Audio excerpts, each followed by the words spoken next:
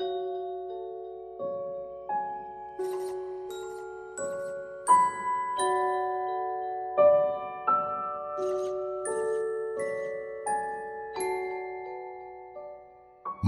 araw po sa inyo, Kuya Bari. Itago niyo na lang po ako sa pangalang Paeng. 19 anyos. First year college student po. Nag-aaral ako sa isang tanyag na universidad sa aming lugar. Ako po ay nagmula sa lugar ng Masbate. 6 po kaming magkakapatid at ako ang ika-4. Simple lang ang pamumuhay na mayroon kami.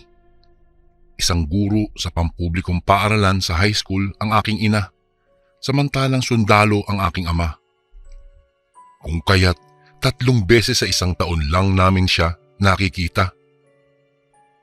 Tuwing gabi po, Kuya Bari, nakaugalian naming magkakapatid ang magkwentuhan ng kung ano-ano, lalo na ang kwento tungkol sa iba't ibang mga nilalang katulad ng aswang, duwende, engkanto at iba pa. Isa sa mga kwentong narinig ko mula sa nakatatanda kong kapatid ay ang tungkol sa angkan ng mga aswang na ayon sa kanya matagal na itong kumalat na kwento na nagmula pa sa aming probinsya. Karamihan sa atin ay hindi naniniwala sa mga pamahiin at kwentong mga kababalaghan. Marami sa atin ang nag-iisip na ito'y isang hamak na panakot lamang sa mga bata. Kwentong gawa-gawa lamang. Isa si Alberto at ang asawa nito ang hindi naniniwala sa mga aswang noon, ngunit nang dahil sa nangyari at naging karanasan nila ay doon nila napatunayan na totoo ang mga aswang. Wala man na may nakakaalala kung kailan o kung papaano iyon nagsimula, ay naaalala naman nila ang kababalaghan na bumalot sa buong baryo nang maghasik ng lagim ang mga aswang. Marami ang mga nasawi, nasugatan at naulila dahil sa kagagawan ng mga aswang na ito. Mula ng gabing iyon ay nakasanayan ng mga tao na huwag nang lumabas tuwing pagsapit ng gabi at huwag pagala-gala kung saan-saan. Noong nasa kalagitnaan ng kasarapan ng pagtulog itong si Alberto at maging ang buntis niyang asawa, nang biglang may kumalampag sa bubong ng kanilang bahay na animoy may mabigat na nilalang ang dumapo doon. Napabalikwas ng bangon itong si Alberto at nakiramdam sa kanyang paligid. Napasulyap siya sa kanyang asawa na mahimbing pa rin sa pagkakatulog ng sandaling iyon. Hindi kalaunan ay nakarinig siya ng sigawan na nagmula sa labas ng kanilang bahay. Napatayo siya at kaagad na napadungaw sa labas ng kanilang bintana.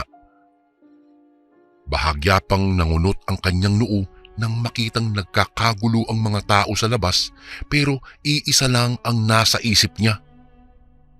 Umatake na naman ang mga aswang. Yung mga aswang! Umatake na naman sila! Narinig pa niyang sigawan ng mga tao. Hindi na nabago iyon sa kanilang baryo. Napapadalas na inaatake sila ng mga aswang, ngunit hindi hamak na mas naging malakas pa ang mga ito ng gabing iyon dahil bilog ang buwan. Dati-rati naman ay napakatahimik ng kanilang lugar. May mga bata pa ngang naglalaro sa labas tuwing kabilugan ng buwan. May mga lasengo pang nagkakasiyahan sa labas at panay-gala ng mga binatilyo kung saan-saan. Ngunit sa isang iglap lang ay biglang nagbago po ang lahat. Araw-araw na lamang ay may namamatayan o hindi kaya ay may natatagpo ang bangkay. Hindi pa man nakabuka ang kanyang bibig ay narinig niyang sumigaw si Gracia, ang kanyang asawa. Nang mapalingon siya sa kanyang likuran, ay bumungad sa kanya si Gracia na nasa isang sulok ng kanilang higaan. Nanginginig ito habang nakatitig sa isang tiktik na nasa itaas ng kanilang bubong. Tuluyan na nitong nasira ang kanilang bubungan. Mahaba ang dila nito. Namumula ang mga mata at handa nang umatake. Nagmamadali na kinuha ni Alberto ang nakatago niyang baril sa kanilapitan ang nanginginig na asawa. Nang dahil sa nangyari sa kanilang lugar ay palagi itong may tinatagong baril. Nakahanda na rin ang kanyang panlaban sa mga aswang katulad ng asin at dinurog na bawang. Ibinigay niya sa kanyang asawa ang nakahandang bawang at asin. "Ibigay mo sa akin ang aking hapunan!" nang gagalaiting tugon ng aswang bago napatalon sa loob. Ngunit napasigaw ang aswang dahil sa dami ng bala na tumama sa kanyang katawan at hindi nagtagal bumulagta ito sa sahig. Natakot naman ang dalawa kaya kaagad silang lumabas ng kanilang bahay. Kung gaano karami ang mga tao ay ganun din ang mga aswang. May mga tiktik pa na naninira ng bubungan upang makuha ang kanilang hapunan. May mga nagsisiliparan at may iilan na nakikipag-agawan ng mabibiktima nila. "Diyos ko, bakit nangyayari ito sa aming baryo? Tulungan niyo po kami!" Ani pa ng isang matandang babae na kabilang din sa mga tumatakbo habang akay-akay ang kanyang apo. Berto, kumikirot ang aking tiyan!" Bulalas pa ni Gracia sa asawa kaya mas lalong nanlumo itong si Alberto. Gulong-gulo na siya sa mga nangyayari lalo na at nasa panganib pa ang kanyang mag-ina. Mas habulin pa sila ng mga aswang dahil buntis ito. Mabango kasi ang sanggol na nasa sinapupunan ni Gracia sa pang-amoy ng isang aswang. Inalalayan ni Alberto si Gracia at nagpatuloy sila sa pagtakbo. Ngunit kaagad din na napatigil nang may humarang sa kanila. Bagong dating na grupo ng mga aswang. "Lumayo ka sa aming dinadaanan! Layuan niyo kami!" Malakas na sigaw ng isa sa mga tao habang umaatras papalayo sa mga bagong dating. Bago ko po ipagpatuloy ang kwentong ito ay may request sana ako sa iyo kasundo. Isang pindot lang ito kasundo sa subscribe button namin. Malaking tulong po ito sa aming kasundo upang mapagpatuloy pa namin ang mas marami pang magagandang kwento. Salamat sa pag-subscribe mo, bagong kasundo. Nasa gitna ng mga ito ang napakalaking mabagsik na halimaw na napaliligiran ng mga aswang. Ang hula nila'y pinuno ito ng mga aswang. Kumpara kasi sa ibang mga aswang ay mas malaki daw ito. Nagbabaga ang mga mata nila. Halimaw kung titingnan. Matutulis ang mga pangil at maging ang kanilang mga kuko. Walang pang itaas na damit at puno ng balahibo ang katawan. May mga lumilipad at mayroon ding gumagapang. "Huwag kayong matakot. Hindi kami naririto upang kalabanin kayo." Mahinahon na tugon ng kanilang pinuno. Hindi makapaniwala ang mga tao sa kanilang narinig. Paano kami makakasiguro?" Lakas loob na tanong ng isa sa mga tao. "Nandito kami at ang aming pinuno upang tulungan kayo at wakasan na ang kababalaghan na ito." Seryosong tugon ng isa sa mga aswang. Nalilito man ay binigyan ng mga tao ng daan ang mga aswang. Inisip nila na baka hindi lahat ng aswang ay masama. "Kayo na naman, bakit ang hilig niyong mangialam?" Umalingaw-ngaw ang sigaw ng masamang pinuno ng mga aswang na nagngangalang Leopardo. Lumipad pa ito at hinarap ang mga angkan ni Alan. Sumunod na nagsiliparan din naman ang mga kasamahan nito patungo sa kanyang pwesto. Nang gagalaiti ang mga ito na animoy anumang oras ay handa nang makipagtuos sa kapwa nila mga aswang dahil sa pang-iistorbo ng mga ito sa kanilang hapunan. Kung naiinggit kayo sa amin, gawin nyo rin ang aming ginagawa. Wag nyo kaming kakalabanin, Alan, at baka magsisi ka. Tuktong pa ni Leopardo. Napatawa ng malakas si Alan dahil sa sinabi ng kanyang katunggali. Matagal na siyang aswang at sa katunayan ay siya ang pinuno ng kanilang angkan. Ngunit ni minsan man ay hindi sila kumain ng karne ng tao. Tanging hilaw na karne ng mga hayop lamang ang pangtawid nila ng gutom.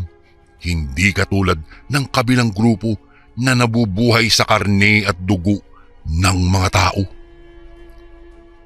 Huwag mo kaming igaya sa mga katulad nyo, Leopardo. Kung hindi kayo titigil, ay kami na mismo ang magpapatahimik sa inyo. Sigaw pabalik ni Alan sa kabilang pinuno. Mas lalong naging mabagsik ang hitsura ng bawat nilalang, lalo na ang dalawang magkatunggaling pinuno ng mga aswang. Tigilan nyo na ang mga tao. Hindi ko nahahayaan pang makapangbiktima ulit kayo. Sigaw ng kabilang panig. Atakihin nyo sila. Ubusin nyo ang lahi ng mga pakialamerong iyan. Nang gagalaiting sigaw pa ng isa sa mga tauhan ni Leopardo bago sinugod ang grupo ni Alan. Ngunit hindi nagpatalo ang mga mabubuting aswang laban sa mga masasama. Umatake rin sila sa pangunguna ng butihin nilang pinuno. Pangil laban sa pangil. Pakpak laban sa pakpak. Kuko laban sa kuko. Lakas sa lakas. Aswang laban sa aswang. Kasamaan laban sa kabutihan. Sumama ka sa kanila, Gracia. Tutulungan ko sila. Pagtutukoy ni Alberto sa mga taong tumatakbo papalayo sa pinangyarihan ng digmaan sa pagitan ng magkatunggaling angkan ng mga aswang. Saglit pa silang nag-usap, ngunit sa huli ay napapayag niya rin ito, lalo na nang dumating ang mga otoridad ng batas. Pinasama niya ang kanyang asawa sa mga kakilala nito. Bago pa man sila nagkahiwalay ay nagyakapan muna ang mag-asawa. Naiwan naman si Alberto kasama ang iba pang armadong mga kalalakihan upang harapin ang kanilang katunggali. Ang lahat ng mga lumapit sa kanila maliban sa grupo ni Alan ay pinaputukan nila. Nang maubos ang bala ni Alberto ay pinangsaboy naman niya paitaas sa mga aswang ang asin. Bawat mga aswang na tinatamaan ng asin ay napapasigaw dahil sa hapdi na kanilang nararamdaman, na hindi kalaunan ay nalapnos ang kanilang mga katawan bago ito bumagsak sa lupa. Nahihirapan pa nga siya dahil hindi niya alam kung sino ang kalaban o kakampi dahil pare-parehong lumilipad ang mga ito. Mas lalong nagalit ang mga aswang. Nagpatuloy sila sa kanilang mga ginagawa. Matagal-tagal pa bago humupa ang kaguluhan. Marami ang nalagas sa angkan ng mga masasamang aswang. May mga nasawirin sa grupo nila Alan, ngunit bilang lang. Kaagad na sinugod sa ospital ang mga taong sugatan at mga nasawi. Marami ang nagdusa at namatayan. Ngunit hindi pa nila tagumpay na nakuha ang hustisya dahil nakatakas ang pinuno ng masasamang aswang at maging ang natitirang alagad nito. Alan, maraming salamat sa inyong tulong.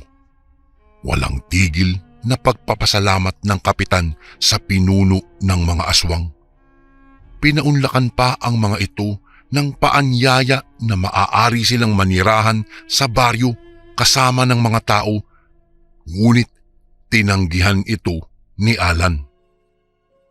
Sa kabilang baryo ang angkan nila Alan naninirahan. Baryo kung saan ang mga nilalang ay puro mga aswang. Laking pasasalamat ng mga ito dahil ipinangako ng kapitan at mga tao na ililihim nila ang sikreto ni Alan at maging ang angkan nito. Kinabukasan ay maraming mga mamamayan ang nagsialisan at lumuwas sa lungsod. Animoy isang kidlat na kumalat ang balita sa buong lugar. Sa awa naman ng Diyos ay ligtas naman ang asawa ni Alberto. Sinugod lang nito ang asawa niya sa ospital dahil napaaga ang kanyang panganganak. 2 linggo matapos manganak si Gracia ay napilitan na lisanin ng mag-asawa ang baryo dahil sa takot na baka muling malagay sa panganib ang kanilang buhay.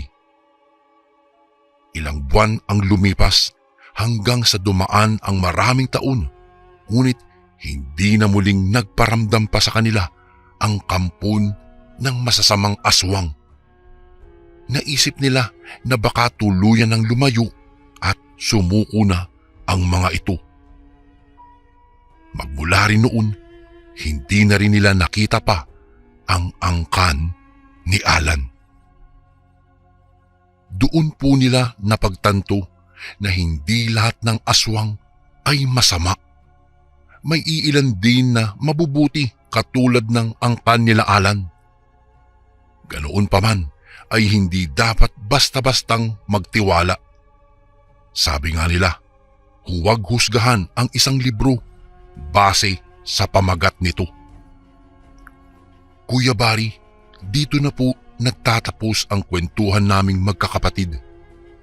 Sana po nagustuhan nyo ito. Sa uulitin po, magandang araw po sa lahat ng kasundo. Lubos na gumagalang, Paeng.